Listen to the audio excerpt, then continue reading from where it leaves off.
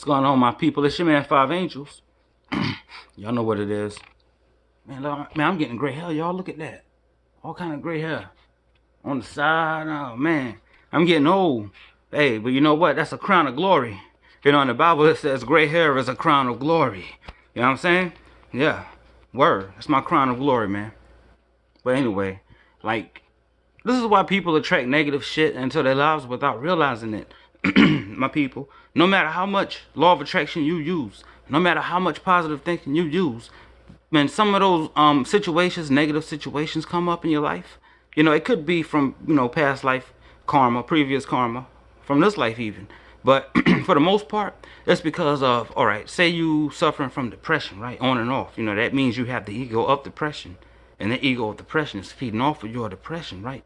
And let's say, like, when you identify with it, you know what I'm saying, with depression, and you start feeling bad and down, you know, try to stop yourself. Like, hey, I ain't gonna feed this ego depression, man. Fuck that. I'm gonna default back to happiness. Because we supposed to default back to happiness. We supposed to resort to happiness when we feel in any type of way that's negative. We supposed to like instantly get happy. But in this society, you know, we've been indoctrinated to believe that, you know, to think negative, basically. Negative thinking. You know what I'm saying? The powers that be, they know what's up. All these negative movies and situations going on in the world. It's to keep us at a lower vibration, right?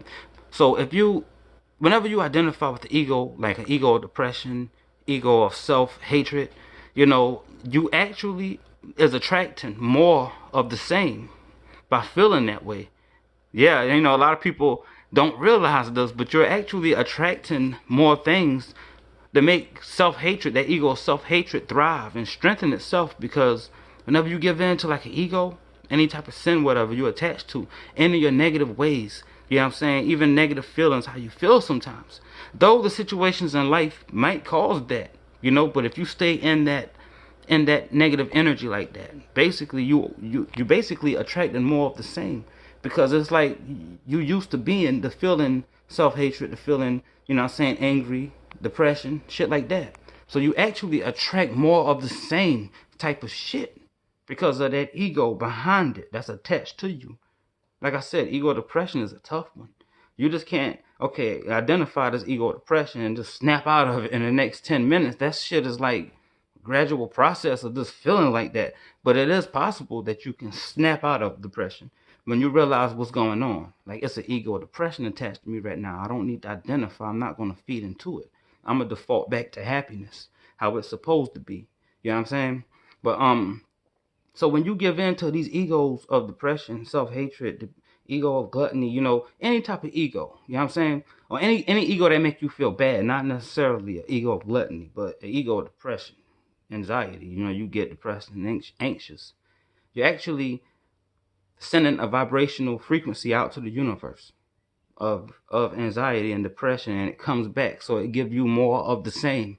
And this is why some people practice the law of attraction all the time, and they thinking they thinking positive, they journaling affirmations, and negative situations still come to make you feel depressed or anxious. That's why, my people, because the fact that you identify with it and you're not working on it attract more things into your life. You know what I'm saying? More, it attract more of the same to make you feel more depressed, to make you feel more anxious. You feel me? Especially if it's a regular type of thing with the person.